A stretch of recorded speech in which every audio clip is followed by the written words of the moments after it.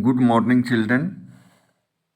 Today we are going to discuss the lesson The Great Stone Face, Part 1. This is your ninth lesson. Before you read, seen from a distance, hilltops and huge rocks seem to assume various shapes. Assume means take on various shapes. They may resemble an animal or a human figure. In this picture, you can see this hilltop has assumed or resembles to a human figure. People attribute means people add stories to these shapes. Some stories come true, others do not. The Great Stone Face is one such shape that reminds the inhabitants of the valley. Inhabitant means residents of the valley of a prophecy. Prophecy is prediction. Bhavishyavani. What was it? Did it come true? We have to find out. Now, the lesson starts.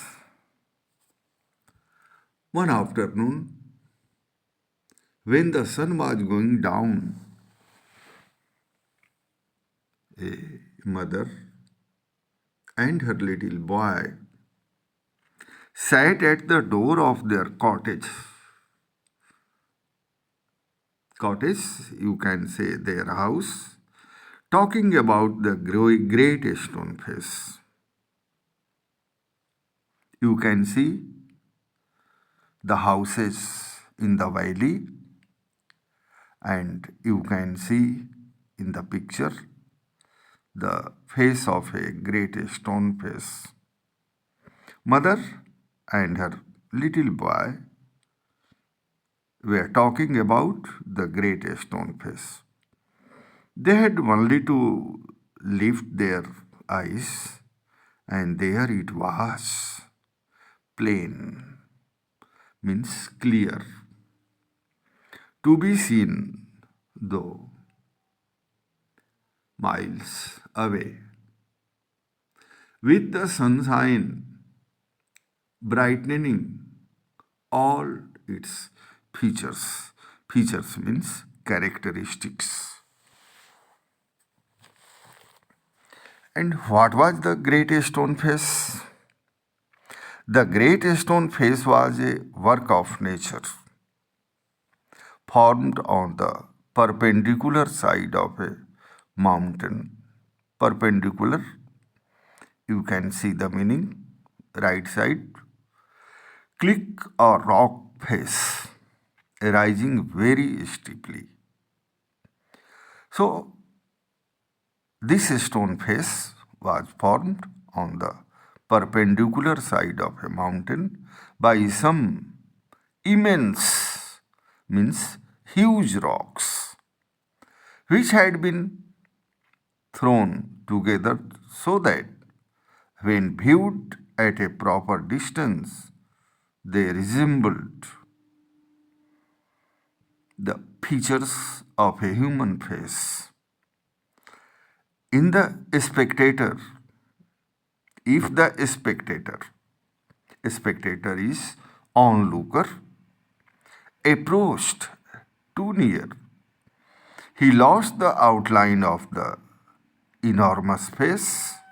Enormous is very big face, and could see only a heap of gigantic rocks. Gigantic means immense rocks piled.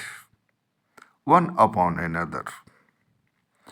But seen from a distance, the clouds clustering about it, clustering is gathering about it, the great stone face seemed positively to be alive. It was the belief of many people that the valley owed much of its fertility to the benign face. Benign is kind or gentle face that was continually beaming over it. A mother and her little boy, as we said earlier, sat at the door of their cottage, gazing at the great stone face and talking about it. The child's name was Ernest. Mother, said he, while the great stone face smiled on him, I wish that it could speak.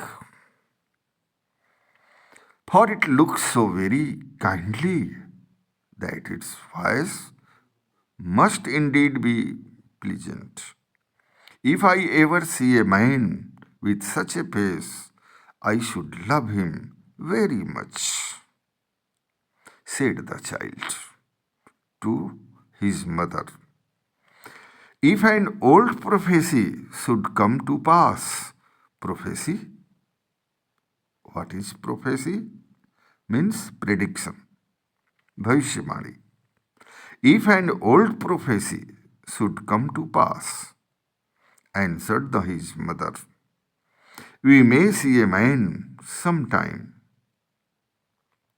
with exactly such a face as that. What prophecy do you mean? Dear mother, eagerly inquired Ernest. Please tell me about it.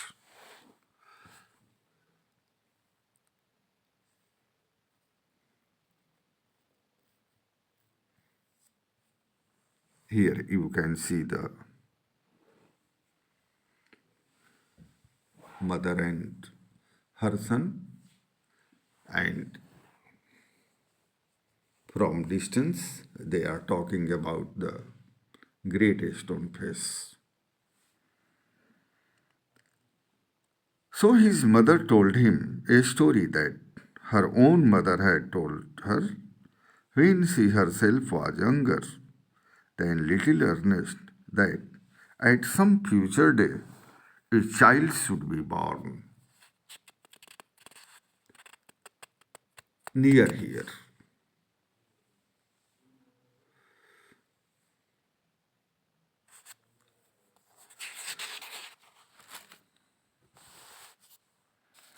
Who was destined to become the greatest and noblest person of his time, and whose face in manhood should bear an exact resemblance to the great stone face. Many still had faith in this old prophecy, but others took it to be nothing but idle talk. Idle means worthless talk. At all events, the great man of the prophecy had not yet appeared. The mother said to her child. Oh, mother, cried Ernest, clapping his hands above his head. I do hope that I shall live to see him.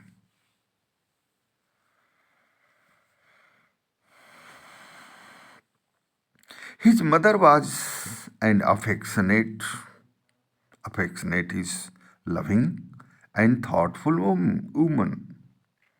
It was proper, she thought, not to discourage the fanciful hopes, means thoughtful hopes of her little boy. So she said to him, perhaps you may. And Ernest never forgot the story that his mother told him. It was always in his mind whenever he looked upon the great stone face. He spent his childhood in the log cottage where he was born, was dutiful to his mother and helpful to her in many things, assisting her much with his little hands and more with his loving heart. In this manner, from a happy yet often pensive child, he grew up to be a mild means soft, kind, and quiet youth. Ernest had no teacher, but the great stone face became one to him. When the work of the day was over, he would gaze at it for hours until he began to imagine that those vast features recognized him and gave him a smile of kindness and encouragement. About this time, there went a rumor throughout the valley that the great man who was to bear a resemblance to the great stone face had appeared at last. It seems that many years before, a young man had left the valley and settled at a distant seaport. Gather gold. What was the name of the man?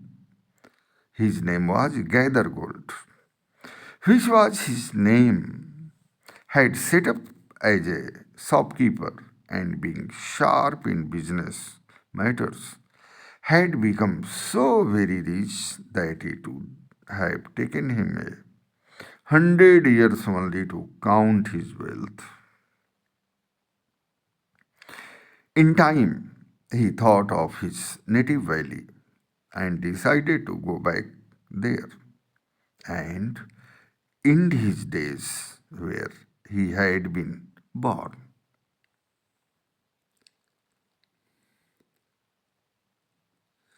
Ernest had been deeply satired,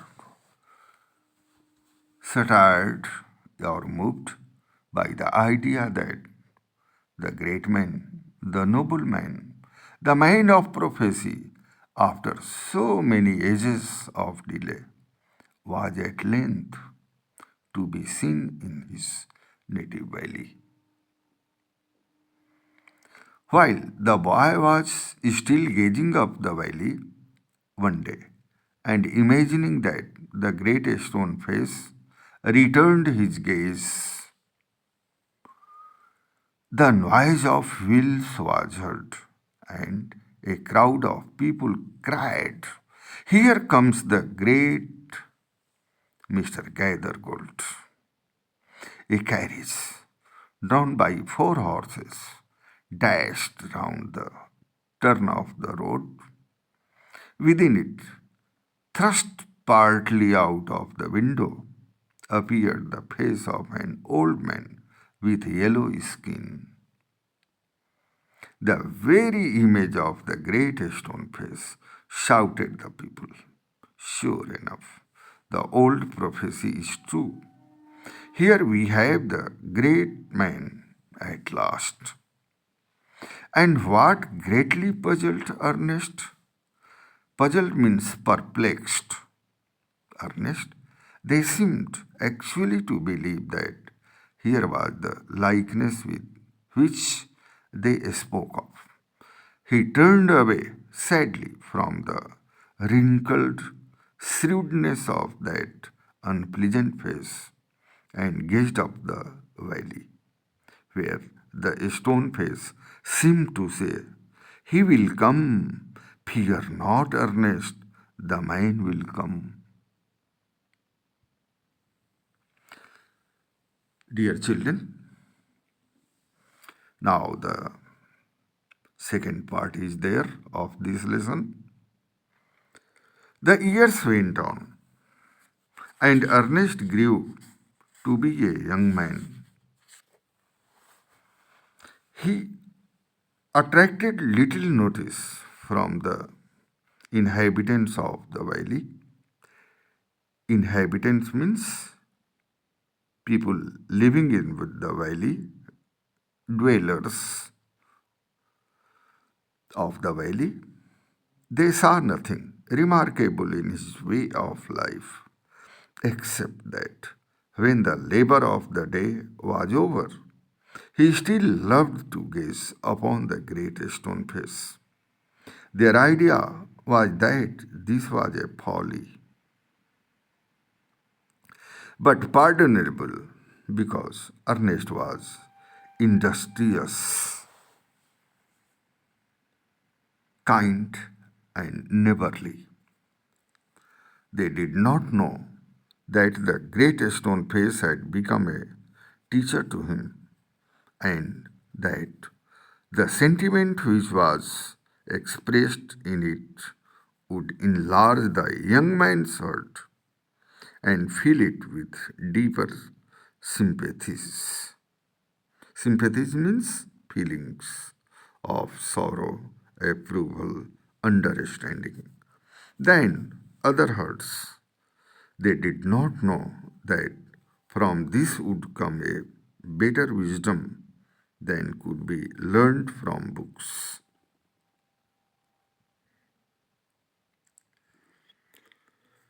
Neither did Ernest know that the thoughts which came to him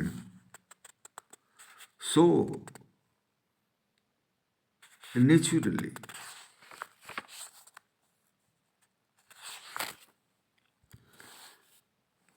in the fields and at the firesides were of a higher tone than those which all men shared with him. A simple soul, simple as when his mother first told him the old story.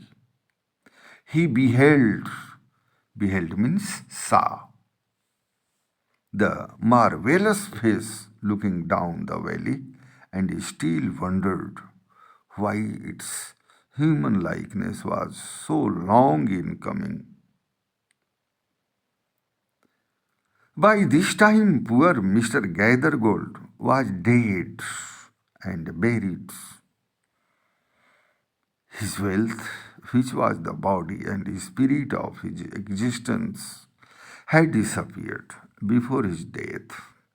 Since the melting away of his gold, it had been generally agreed that there was no great likeness, after all, between the ruined merchant and the majestic face upon the mountain. It so happened that another son of the valley had become a soldier many years before. After a great deal of hard fighting, he was now a famous commander. He was known on the battlefield by the name of Blood and Thunder. Old and tired now, he had lately expressed a desire to return to his native valley. The inhabitants, his old neighbors, and their grown up children prepared to welcome the renowned commander. It was being said that at last the likeness of the great stone face had actually appeared. Great, therefore, was the excitement throughout the valley, and many people who had never once thought of glancing at the great stone face now spent much time in gazing at it for the sake of knowing exactly how General Blood and Thunder looked. On the day of the general's arrival, Ernest and all the other people of the valley left their work and proceeded, means went, to the spot where a great banquet means feast, had been prepared. Soldiers stood on guard, flags waved, and the crowd roared. Ernest was standing too far back to see Blood and Thunder's face. However, he could hear several voices.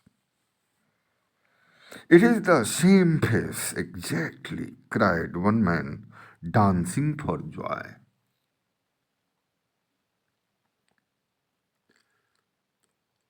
"Wonderfully like it, that is a face," replied another.